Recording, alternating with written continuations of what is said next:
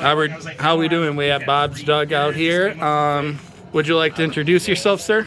My name is Braden Marr, and I came down to my local today playing a branded Shadal tier elements. The Shadal package is awful small, so I wouldn't really call it a Shadal package, but I guess we'll get right into it. All right. For the branded package, we play an awful small one, just the 2 Fawn of Albaz and the 3 branded fusion. You're not going to want to rely on your branded fusion just due to the fact that Ash is a thing and it completely shuts it down. 2 Fawn of Albaz is optimal. I like it the best, so. Nice. We'll just cover hand traps real quick. I play a really small hand trap package. I play 2 Ogre, Okay. 2 Veiler, and 2 Ash. I like to play 2s of everything, that's a personal preference, but these hand traps, I'd probably cut out Ogre for Ghost Bell, but for the tournament today, Ogre was better geared towards what I was trying to accomplish. So for my very tiny Shadal package, I did the Shadal Beast, just due to the fact that getting a draw and being able to make a turn 0 window is pretty cool. Plus it's a dark, so you can use it for other materials. So Shadal Beast is probably the best. How do you feel about getting that draw? That draw is extremely helpful sometimes when you could use it to draw into an additional combo piece that you didn't know you really needed, and it can help you get more extenders to play through brickier boards. Nice. So for the actual tier elements build, this is something I have yet to do a little more testing on. Okay. Visa Starfrost.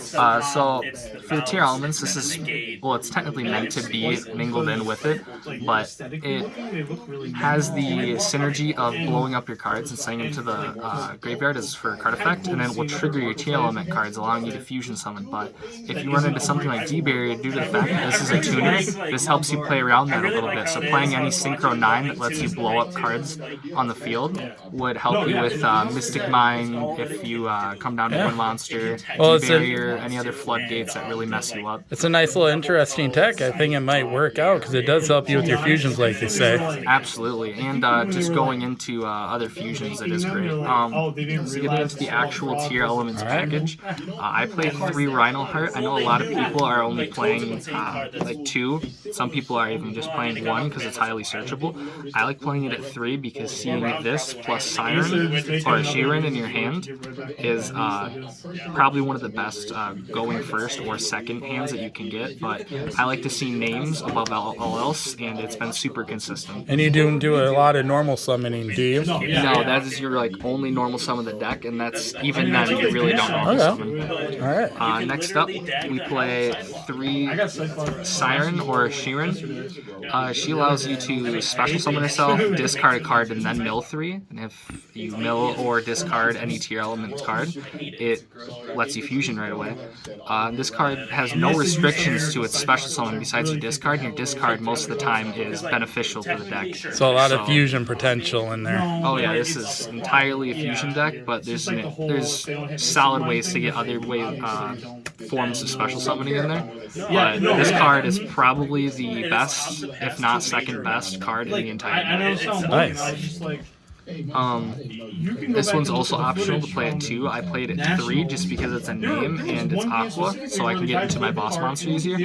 This is the tier elements hand trap for the archetype. Basically, if your opponent activates a monster effect on the field, she'll reveal special summon for your milling of 3 cards, which is also potential to make your turn 0 window or just Kaliga. Nice. If you mill your King of the Swamp.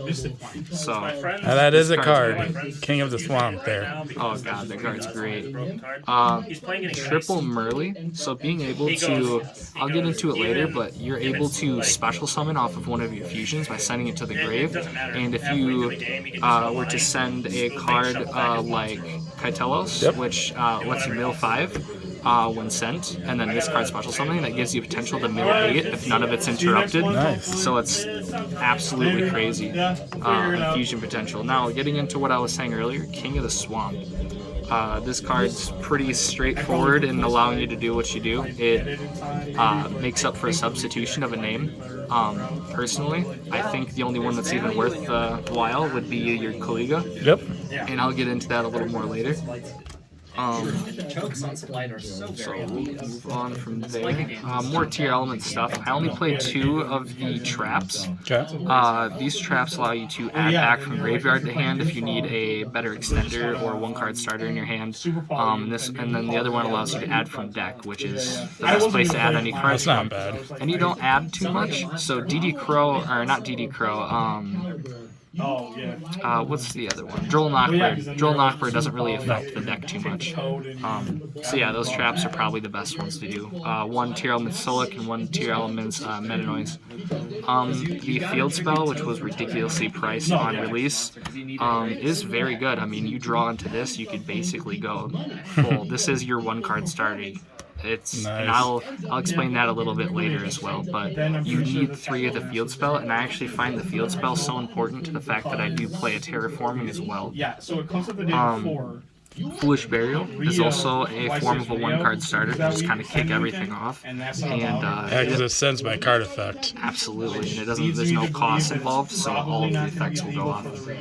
For other 1-ofs, I'm playing Insta-Fusion, allowing you to go into your Kaitelos once again, and when she's summoned, she allows you to search any tier elements monster in your hand, and that will allow you just to go infinite with your milling and your fusion potential.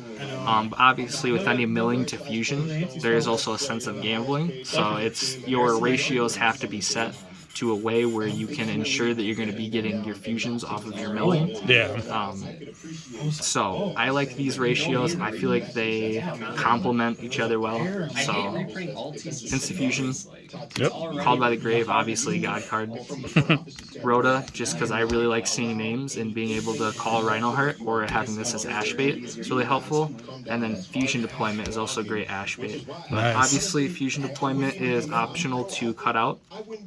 And you could put in either another hand trap or something of your choice, but Fusion Deployment is a hard lock into fusions, so optional, of course.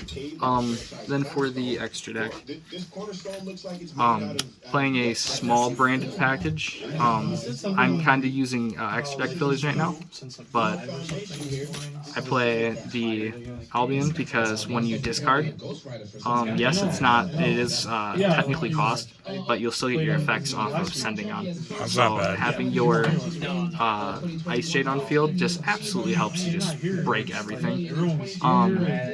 This card has only come up once. The Predaplant Trifrit, I'm not going to pronounce that name. Yeah, but it's an absolute beast when it hits the field, being able to stop your opponent from special summoning. But extremely optional because this card comes up rarely. Yeah, it's a little tricky to get all 3 on the field at once, unless you use Super. Yeah, that's why Super Poly in the side deck is also a super optional thing, but Dragos Stapelia is probably one of the best end board cards you can get in this deck, just due to the fact that it is a monster negate, but it puts the Predaplant counters once per turn, and it's a quick effect, so it's really solid. So your other 2 1-ofs that aren't like tier elements based or anything like that for fusions. Invoked Kaliga. It means Alistair the Invoker, so that's where your King of the Swamp will come in. But Kaliga stopping monster effects can also hurt you, so you usually want to make it on your end phase, which can be a little difficult. So that's why you have your ratio set to the way you do, so you can fusion summon into the more necessary stuff first. But this card's absolutely amazing. It's a stopper for most decks. Winda, I mean, I don't think there needs to be too much said about this card. Being able to stop your opponent from special summoning is pretty good, and then having a way to stop that initial special summon to lock them out of special summoning for the whole turn. This card's absolutely amazing. So yeah, having 1 Winda is good. I've never found myself wanting more than 1, so I feel like the ratio there is great. I play a very small Xyz package. This is basically to either out D-Barrier or anything like that. So I play Kestel just to detach to shuffle 1 into the deck, and then use a small beat stick if need be. Also, he functions into the Ice Jade, who needs a Xyz, XYZ, something like that for its fusion plus Fallen Valdez. So it has other uses than just on board. Then I play a small package with Raiders Knight, and then the 2 options to Xyz Climb. So I do play the Dark Rebellion XYZ, and then I like the Rebellion more than Requiem, just because Rebellion will Dark Rebellion more the board, impervious to card effects, and it's a permanent attack gain, and you can do it once per turn. So this card just gets absolutely huge, and it can only be destroyed by battle. Obviously, everything nowadays can be sent easier, so this card still has its weaknesses, but it's probably one of my favorite boss monsters. Requiem has your Omni Negate once per turn, so this is more better suited to set up on a first turn board if they do something that's detrimental to you getting your fusions, or if you just find yourself in the game state where you have 2 level 4s on field.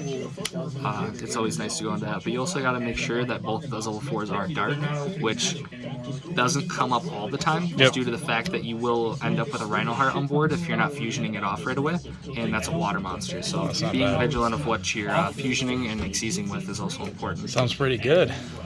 It's solid so far, but for the actual tier elements monsters, as far as those go, I only play one of their technical boss monster, Cleto Heart. This monster's great. They send it, not only does she special summon herself back once per turn, but you get to mill a card to the grave, possibly making a window on your opponent's turn. Nice. And she's, for the baseline stats of a boss monster, 3k, 3k, she's a pretty solid beat stick too. And being able to shuffle a card into the deck when she's summoned, or if any Aqua monster is shuffled into the deck, she gets to shuffle another one. So she's an absolute, she's a problem. If you can mill into your opponent's turn, this card is a problem. Yeah. And I never found myself needing more than one of that, because in your graveyard, she is not able to be used as fusion material, but she is able to be shuffled back into the deck by other means. So having her at 1 is usually optimal. Katelos, this card has the ability to, when it's fusion summoned, and it has regularly easy materials, just tier elements monster and aqua monster. Most of the tier elements are aqua, besides Rhino Heart being a warrior. This card's super easy to get out, and then when you get it out, it allows you to search one or send it to the graveyard. So if they DD Crow'd you earlier, you're still able to use its effect to send one to the grave to fusion another time. And she's able to be used as fusion materials, being an aqua and dark. She's relatively useful to the deck. Nice. And then she has the ability to allow you to target herself with a other tier elements monster in your hand, send her to the grave, and then special summon that card to the board, and then she allows you to mill 5. Now, like I said earlier, with that tier elements monster, Merly, when she is normal or special summoned, she allows you to mill 3. So being able to bring this out, search any card you want, let's say you just search Merly, so you have your other combo pieces in hand or other already used, send her to special this, that is a mill 8. And that is great potential just to be able to fusion summon to anything you want to either set up a board or break a board. So I feel like these ratios are non-arguable for the most part in aspect, but there's also multiple ways to build the deck. I've seen punk variants, I've seen, I even at one point in time seen an ABC variant that looked like it had some great potential. Maybe in the future I might try to play a singular A, B, and C just so I'm able to go into an ABC Buster, because you're milling so much, you don't necessarily have to mill all of your tier element cards in one go. So yeah, that's my deck profile. It's been performing very well with my semi-minimal card testing, but I feel like this deck is absolutely amazing, and it's just going to get better with the next sets to come out. So All right, thank you for the profile. Unconventional Chaos out.